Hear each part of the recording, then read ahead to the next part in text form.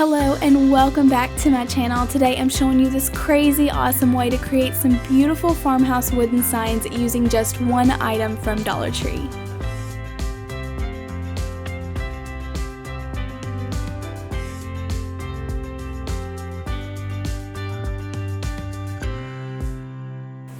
I was so excited to see these 8x10 canvases at my Dollar Tree this week. I have seen the really thin ones in my store, but never these really nice stretched ones this large.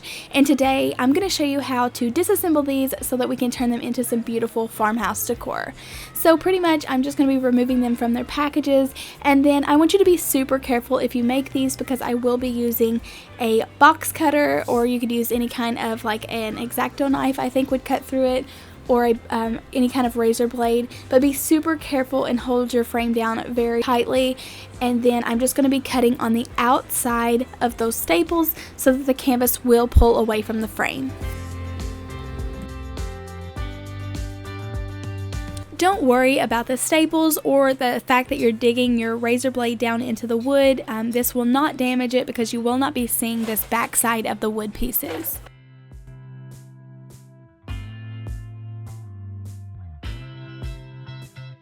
And as you can see, after the canvas is removed, you are left with this nice sturdy real wood frame. Sometimes the excess pieces of the canvas on the back do want to show from the front, so make sure that you just tear those away or trim them back using scissors. I am going to be using the canvas piece for the backing, so just be careful whenever you are cutting that you don't slip and cut the front of the fabric.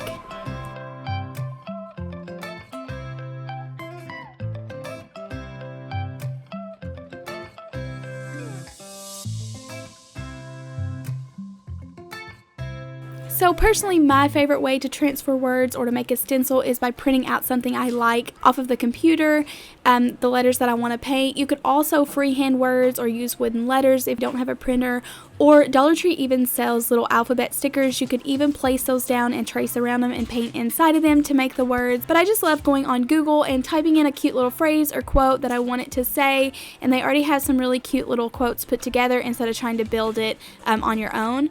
But to transfer these, I'm just flipping them upside down and then I scribble all over the back. My pencil was really dull and I couldn't find my pencil sharpener, that's why I'm struggling to get it all filled in. But this is a super simple way to transfer your image if you don't have carbon paper or transfer paper or something like that. To make these easier to place really straight on the photo, I'm just cutting them out so that I can get a better visual of where it's going to be placed. And I just hold it down into place and then trace over it using a pencil over the top, and it will leave the remainder of where you wrote down on the canvas.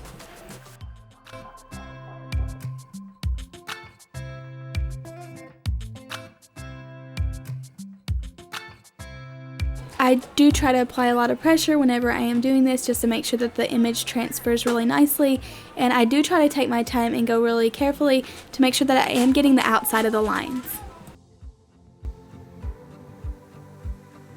And then I just love this because you are left with a perfect little stencil of where to paint. Now for the second one, it did have some color in the image, but I wasn't going to use it. I decided that I did want these just to stay black and white.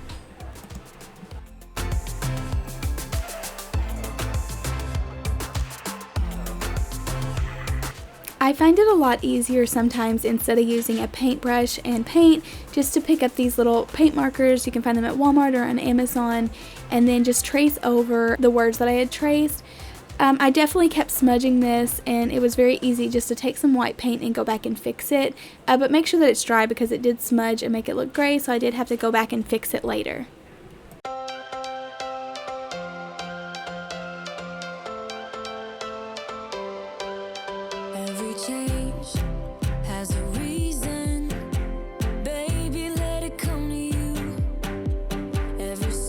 I do like to place the picture in front of me so I can kind of look at it, and if I have a little place that I'm not sure about what it's supposed to look like, and just constantly check in and make sure that I'm doing it right.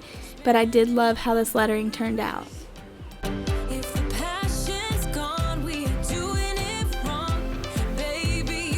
I know that in the comments a lot of you all say that you use transfer paper to do this, which is pretty much the same method, but let me know in the comments below, how do you transfer your letters, or how do you make homemade stencils other than like using a Cricut or a Silhouette?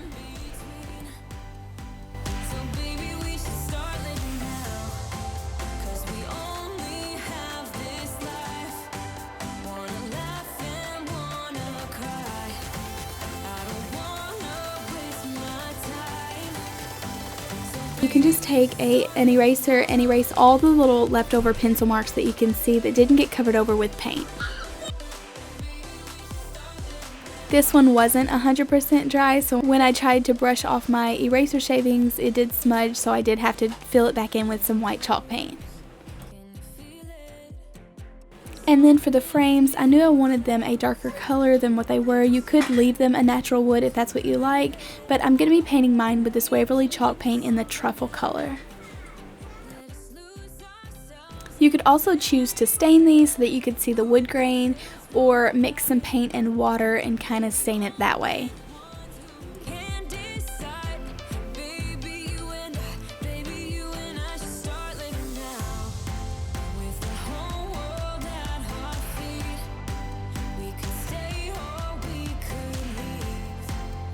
After I made sure that my frames were 100% dry, even the back that was laying on the paper is dry, I set it on top of my canvas and I lined up the words so they would be straight and center, and then I'm just going to trace around them with a pencil.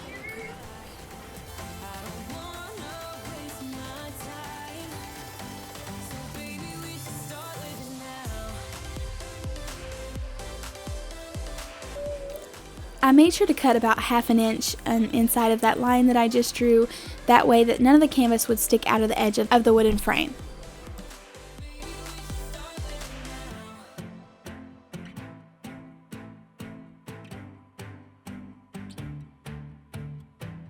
And then I was just going to double check that they fit in there really nicely and that I cut the canvas straight.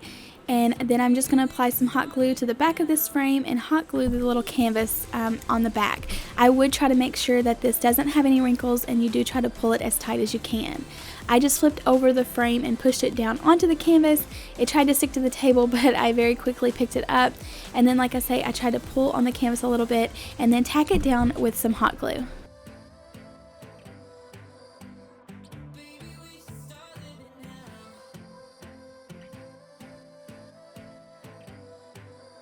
I loved so much how my little pictures were coming together that I thought it would be so fun to make a Krafts by Katelyn one just to put on my computer desk.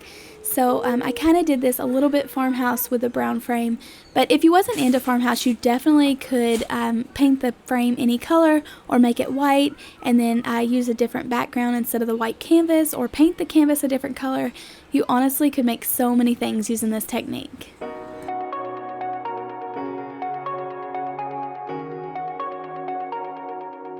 This is what this one looked like whenever I got it in the frame. I thought this was so cute and personalized, and I didn't have anything with my logo on it like this, so I thought this would be really cute to set in the house.